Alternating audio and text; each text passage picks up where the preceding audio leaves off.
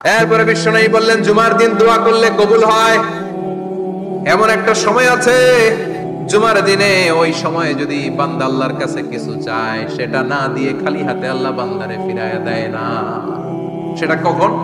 অনেক ইখতিলাফ আছে, বেশিরভাগ মুহাদ্দিসিন বলেছেন জুমার দিন আসরের নামাজের পর থেকে মাগরিবের আগ পর্যন্ত, বিশেষ করে মাগরিবের আগের আধা ঘন্টা, এই সময় আল্লাহর কাছে বান্দা যদি কিছু চায়, এই দোয়া আল্লাহ ফিরিয়ে দেয় না। এই 15টা সুন্নাত কালকে আমল করা যাবে তো? এদিনে বিশ্বনবী রোজা রাখতেন, সোমবার বৃহস্পতিবার সুযোগ হলে রোজা রাখবেন। যারা রোজা রাখবে তাদের জন্য ইন দ্য ডে অফ জাজমেন্টে আল্লাহ স্পেশাল একটা গেট বানাবে জান্নাতে ঢোকার জন্য। ওইটার নাম হচ্ছে রাইয়ান। মান দাখালাহু লাম ইয়াজমা আবাদা। একবার who can enter within this door he will never be thirsty again। একবার যে এই দরজা দিয়ে জান্নাতে ঢুকতে পারবে, আজীবনের জন্য তার গলার তৃষ্ণা মিটে যাবে। সুবহানাল্লাহ। তো এই রাইয়ান দরজা দিয়ে ঢুকতে হলে আমাদেরকে মাঝে মাঝে সুন্নাত নফল রোজা রাখার অভ্যাস করতে হবে। রাজি আছেন তো? অনেক মুরব্বীরা রাখতে চায়, তো রাখতে চায় কিন্তু নিয়ম জানেন। অনেকে শুধু শুক্রবারে রোজা রাখে, এটা মাকরুহ। শুধু শুক্রবারে রোজা রাখা মাকরুহ, শুধু শনিবারে রোজা রাখা মাকরুহ। সুন্নাহ হচ্ছে সোম আর বৃহস্পতিবার। বিষ্ণুনবী সোমবার রোজা রাখতেন। সুইলা আন ইয়াউমিল ইসনাইন, নবীকে জিজ্ঞেস করা হলো, নবী সোমবারে রোজা রাখেন কেন? বিষ্ণুনবী বলেন, ফিহি বুলিতু, এদিনে আমি জন্মগ্রহণ করেছিলাম, তাই শুকরিয়া স্বরূপ রোজা রাখি। আজকে হচ্ছে ইয়াউমুল খামিস, মানে বৃহস্পতিবার, কিন্তু আজকে মাগরিবের পর থেকে, সূর্য ডোবার পর থেকে যে রাতটা শুরু হয়েছে, রাতটা কিসের রাত? জুমার রাত। এজন্য আমি সূরাতুল জুমা থেকে একটি আয়াত তেলাওয়াত করেছি। এই আয়াতের আলোকে জুমার দিনের ফজিলত, জুমার দিনের status, importance and significance in our life, in our social life, এ নিয়ে আমরা কিছু কথা বলবো। এবং জুমা কেন্দ্রিক আমাদের মধ্যে কিছু মিস আন্ডারস্ট্যান্ডিং, মিস ইন্টারপ্রিটেশন আছে, মিসকনসেপশন আছে, এগুলো নিয়ে আমরা কিছু কথা আজকে শুনবো আমলের নিয়তে। কিসের নিয়তে? সবাই কি একমত? ইনশাআল্লাহ। তাহলে এই প্রতি মুহূর্তকে কিয়ামতের ময়দানে আল্লাহ তাআলা মিজানের পাল্লায় রাখা হলে এটা উহুদ পাহাড়ের সমান ভারী করে দিবে। আর যদি আমলের নিয়ত না থাকে, 1 ঘন্টা 1.5 ঘন্টা চলে যাবে, আমল নামায় এটার কোনো ওজনই হবে না। এজন্য যারা আসছেন সবাই শুরুতে নিয়ত খালেস করে নেন, যে যতক্ষণ শুনবো আমলের নিয়তে শুনবো। আর মাঝখান দিয়ে ওঠা বসা করবেন কারা কারা, এখন একটু হাত তুলেন দেখি। 2-1 তুলছে ভুলে। আচ্ছা, কেউ উঠবেন না তো? কথা দিছেন? ওঠা বসা করাটা আমি পছন্দ করি না। খুব অল্প কয়েক মিনিট কথা বলবো, কিন্তু যতক্ষণ বলবো আমরা মনোযোগ দিয়ে শুনবো। ইনশাআল্লাহ পড়েন। ইনশাআল্লাহ। আরো জোরে ইনশাআল্লাহ। ইনশাআল্লাহ। আজকে আমরা যে সূরাটা থেকে কথা বলবো, সূরার নাম সূরাতুল জুমআ। সূরার নাম কথা কয় না? জুমআ, সূরাতুল জুমআ। আরবি শব্দ বের করার একটু চেষ্টা করবে, করতে করতে মুখটা নরম হয়ে আসবে, তখন আরবি শব্দ বেরোবে। ইংরেজি শব্দ, হিন্দি শব্দ বলতে বলতে আরবি বেরোয় না আমাদের। হিন্দি কইতে গেলে সব মুখস্থ। এখন বাংলার চেয়ে আমাদের ছেলেপেলেরা হিন্দি বেশি জানে, ঠিক কি না? যে বাংলা ভাষার জন্য আমাদের সালাম সালাম হাজার সালাম, ওই বাংলা ভাষারে ভুলে আমরা এখন হিন্দি ঢুকাইছি। তুজে দেখা তুহে জানা সানাম, সব মুখস্থ বলা বান করো। দুম্মা চলে দুম, আছে না নাই? আল্লাহ হেফাজত কর। তো আজকে যে সূরা থেকে কথা শুনবো, সূরার নাম সূরাতুল জুমআ। সূরার নাম সূরাতুল জুমআ। বলেন সূরার নাম কি? সবাই বলেন সূরাতুল, আবার বলেন সূরাতুল। এই তো হয়ে গেছে। I consider this program as a class. Class মনে করি। I consider this tafsir as a class. তো উত্তর করতে হবে। টিচার প্রশ্ন করলে কি করতে হয়? উত্তর করলে আমরা কিছু শিখে যেতে পারবো। ইমানের একটা চেতনা লাগবে। ঘুমায় পড়লে হবে না। ঘুমায় থাকে যারা, ওই শ্রোতাদেরকে আমি বক্তব্য শোনাই। আমি বক্তব্য শোনাই যারা জেগে থাকে, যাদের ইমান জ্বলে ওঠে, ঠিক কি না? যে ইমান প্রয়োজনে জ্বলে ওঠে না,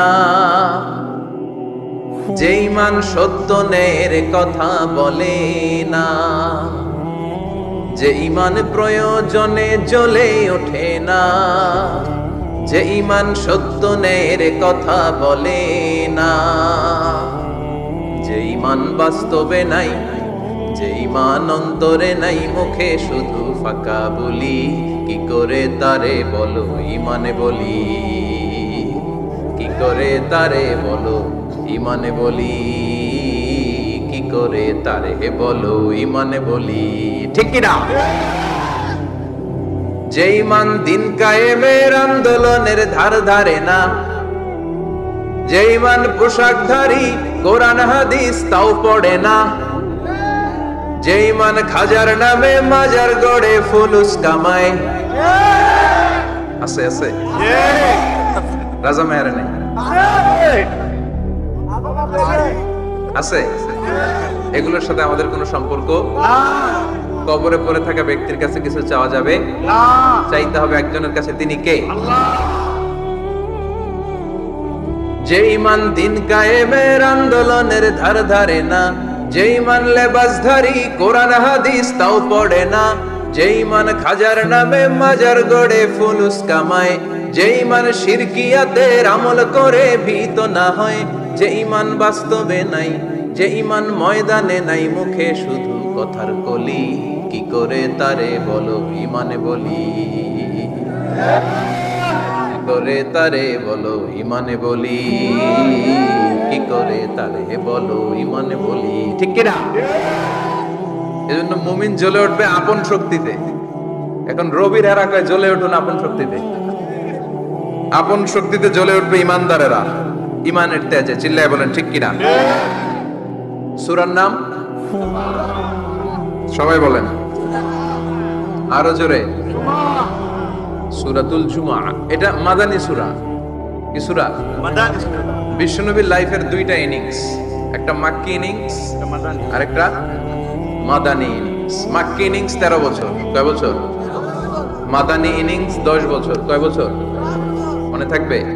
এটা বিশ্বনবীর সেকেন্ড ইনিংসে নাজিল হয়েছে, সুবহানাল্লাহ কইবেন না? মাদানী ইনিংসে নাজিল হয়েছে এই সূরা, মাক্কি ইনিংসে নয়। বিশ্বনবীর মাক্কি জীবন আর মাদানী জীবনের কিছু পার্থক্য আছে। মাক্কি জীবনে বিশ্বনবী খুব নীরব ছিলেন, চুপিসারে তাওহীদের কথা বলতেন। মাক্কি জীবনে বিশ্বনবী সবচেয়ে বেশি ফোকাস দিয়েছেন তাওহীদের প্রতি। কিসের প্রতি? তাওহীদেরই মুর্শিদ আমার মুহাম্মাদের নাম বলো, মুহাম্মাদের নাম, আল্লাহর নাম জপলে বুঝতে পারি আল্লাহরই কালাম বলো, মুহাম্মাদের নাম। ওই নামেরই রশি ধরে যাই আল্লাহর পথে, ওই নামেরই ভেলায় চড়ে আসি নূরের স্রোতে, ওই নামের বাতি জেলে দেখি আরশের মুকাম বলো, মুহাম্মাদের নাম। তাওহীদেরই মুর্শিদ আমার মুহাম্মাদের নাম বলো, মুহাম্মাদের নাম। পড়েন আল্লাহু আকবার। মাক্কি ইনিংসের কর্মসূচি ছিল তাওহীদ, ছিল রিসালাত, ছিল আখিরাত, এগুলোর কথা বিশ্বনবী বুঝিয়েছেন। আর মাদানী ইনিংসে বিশ্বনবী সশস্ত্র সংগ্রাম করেছেন। ইসলাম শান্তিপূর্ণ ঠিক আছে, কিন্তু ইসলামের পিঠ যখন দেয়ালে লেগে যায় তখন ইসলামেরও সামনে বাড়ানোর দরকার আছে না নাই? যে ঈমান প্রয়োজনে জ্বলে ওঠে না, জ্বলে উঠেছিলেন বিশ্বনবী আপন শক্তিতে, ঠিক কি না?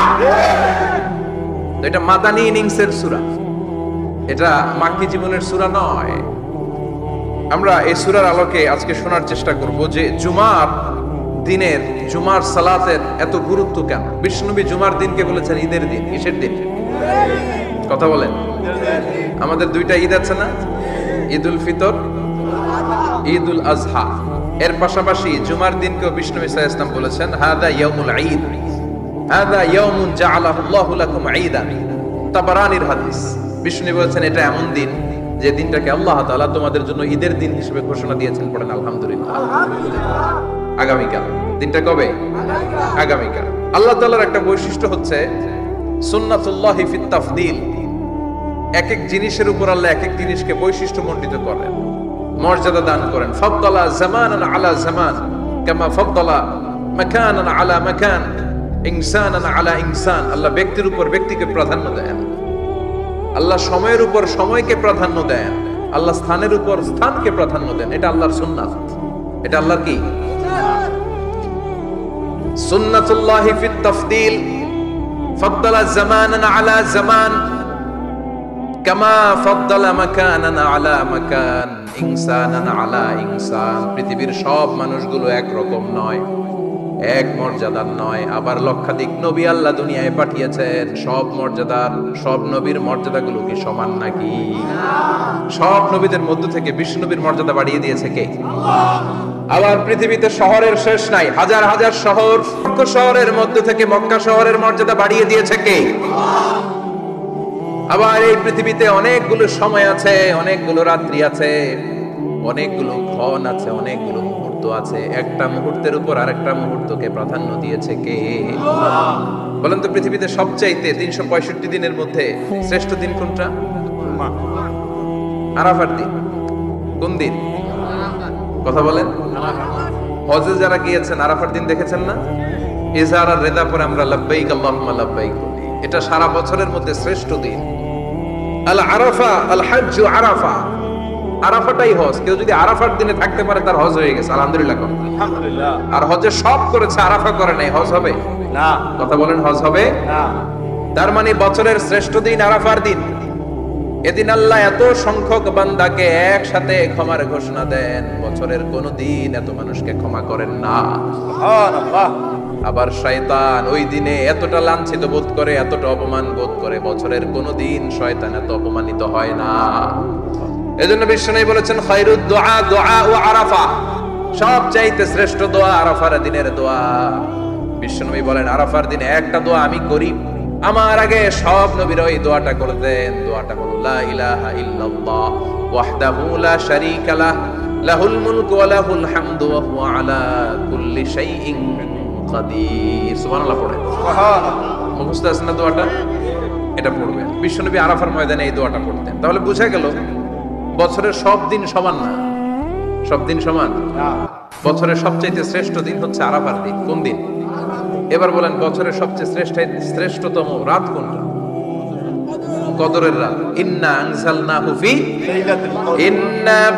আনজালনাহু ফি লাইলাতিল কদরি ওয়া মা আদরাকা মা লাইলাতুল কদর, লাইলাতুল কদরি খায়রুম মিন আলফি শাহর।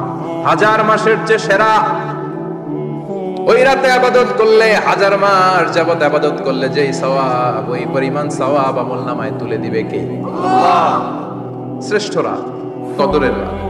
এবার বলেন, বছরের সবচাইতে শ্রেষ্ঠতম মাস কোনটা? রমজান মাস। শাহরু রমাদান আল্লাযী উনজিলা ফীহিল কুরআন, যে মাসে কোরআন নাজিল হয়েছে, এই মাসের চেয়ে শ্রেষ্ঠ কোন মাস থাকতে পারে? চিল্লায় বলেন, থাকতে পারে? তার মানে বছরের শ্রেষ্ঠ দিন আরাফার দিন, বছরের শ্রেষ্ঠ রাত কদরের রাত, বছরের শ্রেষ্ঠতম মাস রমজান মাস। এবার বলেন, সপ্তাহের মধ্যে শ্রেষ্ঠতম দিন কোনটা? বিশ্বনবী বললেন, সাইয়্যিদুল আইয়াম, leader of the all days in the week. সপ্তাহের যতগুলো দিন আছে, 7টা দিনের সর্দার হচ্ছে ইয়াউমুল জুমা, জুমার দিন। চিল্লায় পড়েন আল্লাহু আকবার। তার মানে বছরের শ্রেষ্ঠ দিন আরাফার দিন, বছরের শ্রেষ্ঠ রাত কদরের রাত, শ্রেষ্ঠ মাস রমজান মাস। আর 7 দিনের মধ্যে শ্রেষ্ঠতম দিন হচ্ছে জুমার দিন। কোন দিন? জুমার দিন। এই সূরাতুল জুমা নিয়ে আমরা কথা শুনবো ইনশাআল্লাহ। বলেন ইনশাআল্লাহ। এটা সাধারণ দিন নয়। ফিহি খালাকাল্লাহু আদম, কালকের এই দিনটায়, এই জুমার দিনে আল্লাহ তাআলা সাইয়েদনা আদম আলাইহিস সালামকে তৈরি করেছেন। সুবহানাল্লাহ। বিশ্বনবী বলেন, লাম্মা খালাকাল্লাহু আদম ওয়া কানা তুলুহু 60 যিরাআন। আল্লাহ তাআলা যখন আদম আলাইহিস সালামকে তৈরি করলেন, 60 হাত লম্বা করে তৈরি করলেন। সুবহানাল্লাহ। আর আমরাও যারা জান্নাতে ঢুকবো, আমাদের আকৃতি থাকবে 60 হাত লম্বা। মজা করে সুবহানাল্লাহ পড়তে পারলেন না? আল্লাহ সাইয়েদনা আদমকে তৈরি করলেন এই জুমার দিনে। আবার সাইয়েদনা আদম আলাইহিস সালামকে পৃথিবীর বুকে তিনি পাঠিয়ে দিয়েছিলেন এই জুমার দিনে। সুবহানাল্লাহ।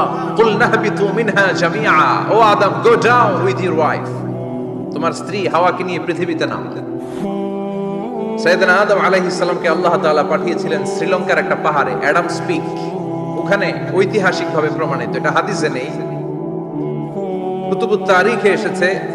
শ্রীলঙ্কা একটা পাহাড় আছে, কলম্বো থেকে অনেক দূর, ওই পাহাড়ের চূড়ায় সাইয়েদনা আদম আলাইহিস সালামের ফুটপ্রিন্ট আছে।